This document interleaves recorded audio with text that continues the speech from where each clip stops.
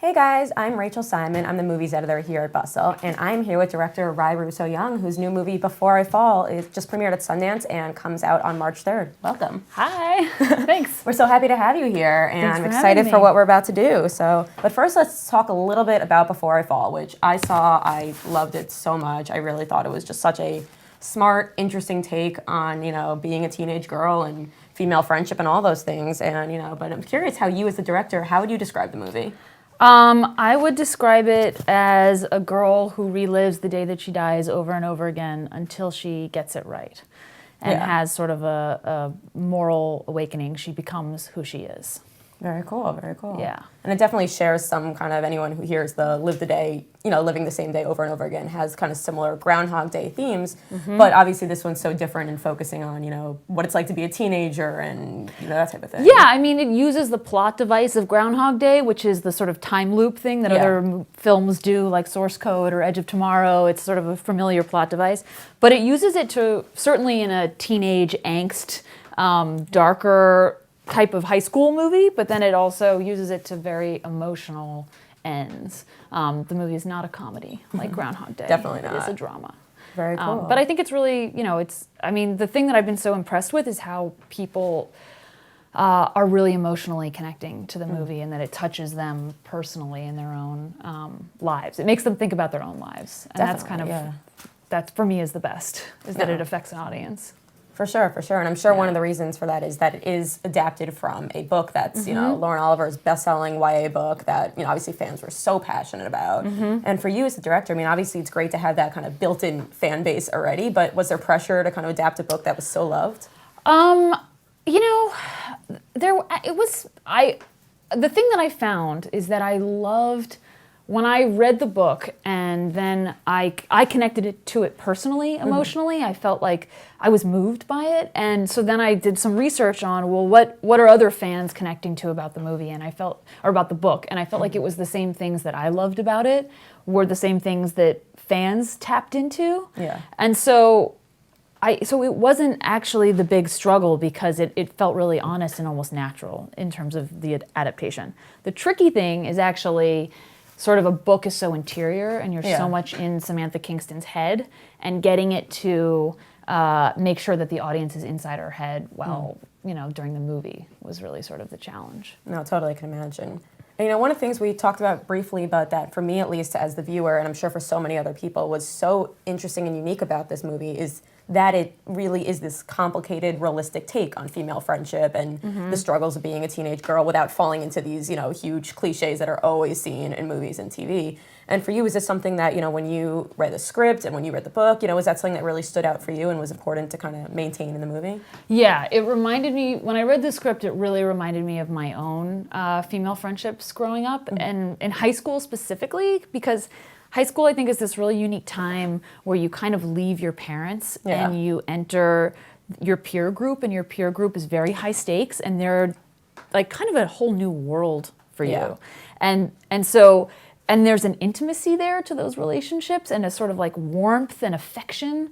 And so I felt that in the script, and I really wanted to bring that to screen in a way that felt truthful. Totally. Well, I think you definitely did that.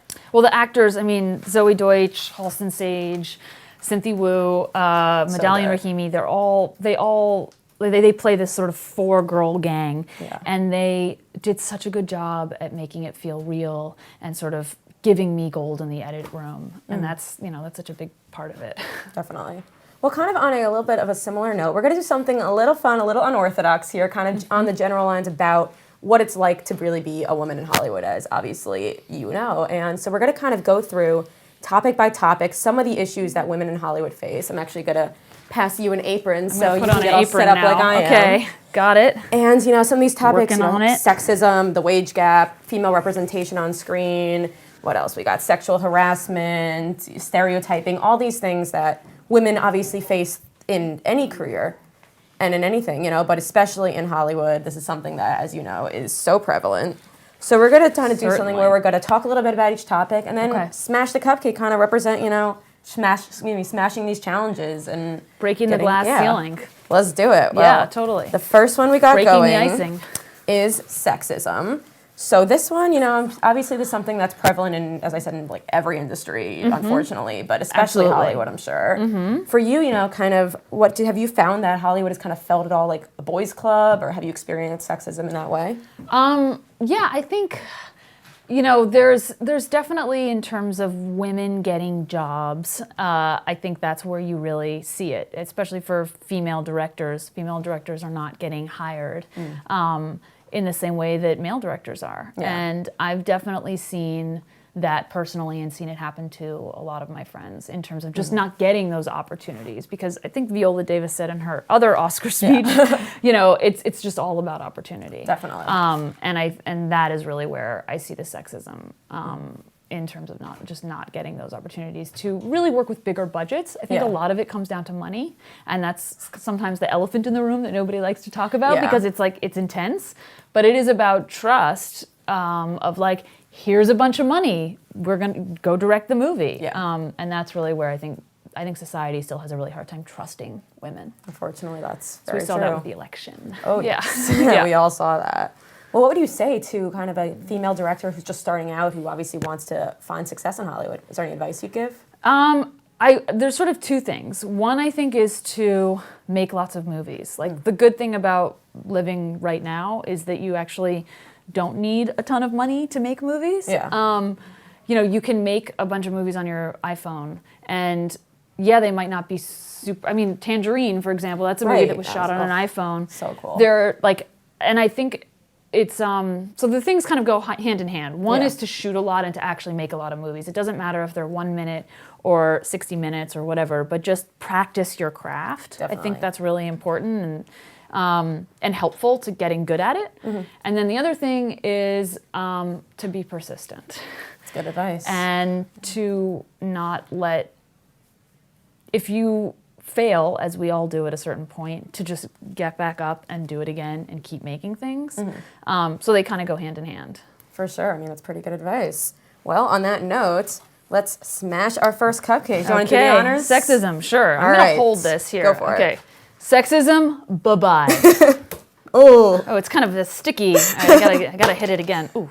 oh, there you go. There we go. Properly smashed. Bye-bye, sexism. See you next never. See you never. There. Oh my Would you like a gosh. go? Sure. Okay. Getting that frosting. Yeah. Boom. Yeah. Schmear Feels it pretty out. good. Yeah, no, totally. I think sexism is dead. I think so. All right. Well, we got our next if only it victim was here. so simple, you If know? only. Our next one here, we Okay. got the wage gap, which obviously I'm is gonna roll a my huge sleeves problem. up Yeah, for no, the you got to wage get. gap. I'm gonna do the same. As You I gotta said, get we're real just talking about money. It's very applicable now, right? It is. Well, we've seen so many, more than, maybe not so many, but more than there have been in the past. In the last few years, some very famous women like Scarlett Johansson or Jennifer Lawrence actually speaking up about the wage gap and their own experiences with it. And, when you see this, I mean, what do you think about them taking their public stance and using that? I think this? it's righteous and totally awesome that they are using their stature to create change and talk about this issue. And I think it's a real issue that is not talked about enough. And I think one thing as women that's really helpful is to talk about specific numbers with your other female friends and directors and whatnot. And so what did you get paid on that movie? What are you getting paid? Are you getting a bonus for this box office thing or whatever it is? And to actually like dive into the specifics. And to also call male colleagues and say, well, what are you getting paid on this? Because that's also the reality is like, well, I want to get paid what my friendly male director did for the same amount of movie. And it's just true that women are not paid in the same on the same level as men. It's true. It's true. It's sad. So but, screw that. Yeah. Oh, for sure. Right? For sure. Well, do you think we're kind of on the right track to get in where we need to go? I think we're on our way. I think we're on our way, and I think we're getting there. I wish change was a little bit faster. Yeah. But I'm really grateful to have made this movie, and I think that it will help a little bit. It definitely will. Yeah. I just sort of try to be the change that I want to see and do it. I mean, do you think we're on our way? I think I agree with what you're saying. We're not, it's slower than it should be, definitely, but we're getting there. The more people that speak out, the more female-led movies that are made, the more people representing themselves, it's going to get there. Completely. I totally agree. We're on our way. I think since we're not Wage quite gap. there yet. We're not there yet, but let's give the wage gap a little smashing there. Yeah. So we're no Got more this. wage gap. Goodbye. Equal pay forever. Oh, that's a good one. Yeah, there you go. This is weirdly satisfying. Bye-bye. Yeah, it's kind of it's sort of an interesting sensation. Yeah, you know how like the people like will break plates or do like those things where you can go and like just like pay to smash things? They should just do this. Yeah, absolutely. Boom. And we'll try to mix it up next time. Oh yeah. Maybe we'll do like a wind up or something. Well, we got next up, our topic is representation. As we all know, there's just in general way too little female representation, diverse representation all throughout Hollywood.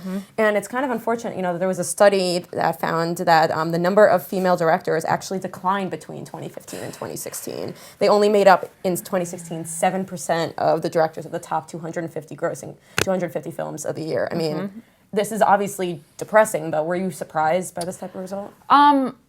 Not terribly surprised, and I just think there's a really important distinction to make. I know tons of female directors, right? There's not a lack of actual females directing movies. Yeah. There are tons of women who are making, and women of color and diversity that are making movies.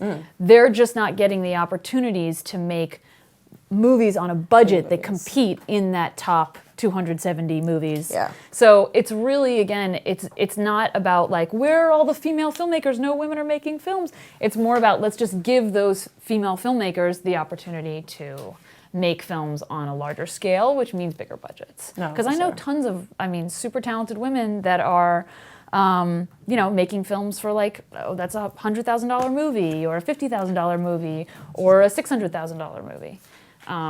But let's give them some more. For sure. Yeah. On that note, And it's very, women hire other women. That's the other thing about representation. Like women tend to put each other.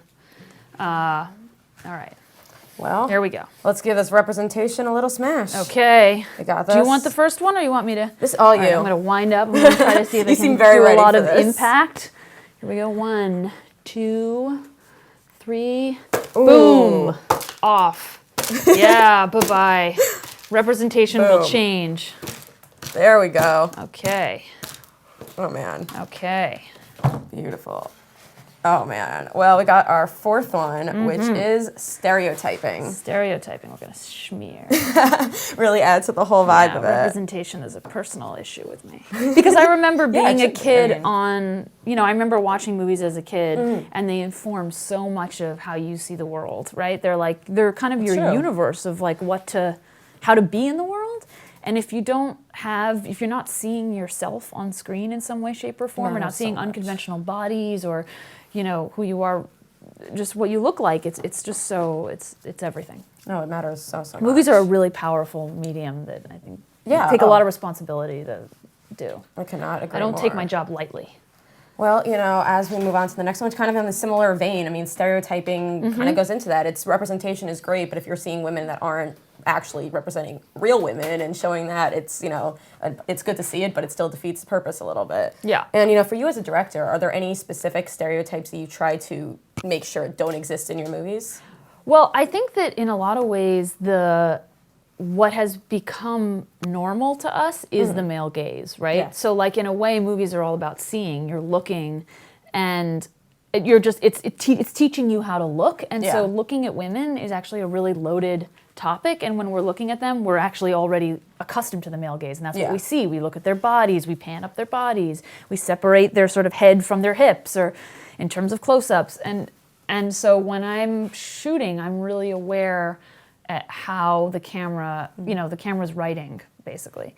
And so how it's telling the story, it's showing you how to look. So I'm really conscious of how I'm choosing to portray and to look, to invite the audience to look at these women and to identify with them and not objectify them. No, that's huge. And it relates to everything in terms of how nudity is portrayed, for example. Like there's a really great moment in Before I Fall where the girls are getting ready for this party, and Sam takes off her shirts and she throws it, and it was really important for me, for any nudity that was going to be in the movie, that it feel real and not like, okay, here are my tits. No, it felt like girls just getting ready for a party together, as you do. It definitely didn't feel weird or different. Just very natural. So right, which is really different, I think, than we're actually used to seeing. Yes. Nudity on screen. For sure, for sure. Well, let's give Representation. those Do you want the stereotyping- honors of the first one? I feel guess like so. I've had all the fun here. All right, here we go. I don't have a Okay. good winds-up routine like yours. Do whatever you but- need to do. Ooh. Goodbye, representation. Goodbye. Well, hopefully more representation, less stereotypes. Good point. Here you go. Hello, representation. Whoops. There you go. All right. Chocolate. Delicious. All over. Well, on our Nice. last one, we Okay. got the nice, light, and easy topic, sexual harassment, which we obviously know is, again, in all fields, not just Hollywood, but is way too prevalent. It's something that, though, and on the upside, in recent years, we've seen a little bit more talk about it, and, the people who are harassing others being made accountable for their actions a little bit more than in the past. I mean, have you kind of seen this, been a little bit more of, not only have you seen harassment take place, but have you also seen kind of a rise in the people talking about it and making people take responsibility? I wish there was a little bit more people taking responsibility for the sexual harassment that's going on. I think we've become in a way so accustomed to. I mean, personally, I think as a woman, I don't even see certain things as sexual harassment that I realize that they are, because women are because there's sexual harassment is so subtle sometimes, right? For sure. There's like hitting someone on the ass, and that's like, okay, that's sexual harassment. But there's also just ways of sort of like talking women down. Or I was on the train yesterday, and I was like, and there was like a guy like with his legs open, the mansplaining thing, Yeah. and it was just like, this is some form of abuse. It's a continuum, but it felt really like violating. So I think that we all experience it a lot, and it's really good to talk about the subtleties of it. And I think we're starting to, long way to go, but the moment that we're in politically feels really inspiring in terms of the potential that people are really fired up. They are so fired up right now. I think that you're right. That's the upside to everything that's happened, is that people are really ready to take action and coming together and supporting one another. So Totally. Absolutely. Good to see. Well, let's give that sexual harassment. Okay. Do you want to take this for the last Bye-bye. one? Sure, I'll take the last one. Okay. Sexual Ready? harassment. Sayonara. Oh, There wow. we go. That was Violent. it. Yeah. All right. All right. Beautiful. Nice. As thorough as it gets. Yeah. Like, there's nothing I can add to that. I think. Oh, yes, you can smear it around. There we go. Oh, man. You don't even know. It's not even there anymore. Well, I hope you enjoyed doing a little cupcake smashing, smashing the patriarchy today. So. Total pleasure. No, thank you. It's been our pleasure having you super fun. here. And don't forget, you guys can check out Before I Fall. It comes out on March 3rd, and I highly recommend it. That's this Friday. Oh, God, that is this Friday. Oh, Yeah, very so soon. Fast. Well, Yeah. thanks for being cool. here. No, thanks for having me. Super fun.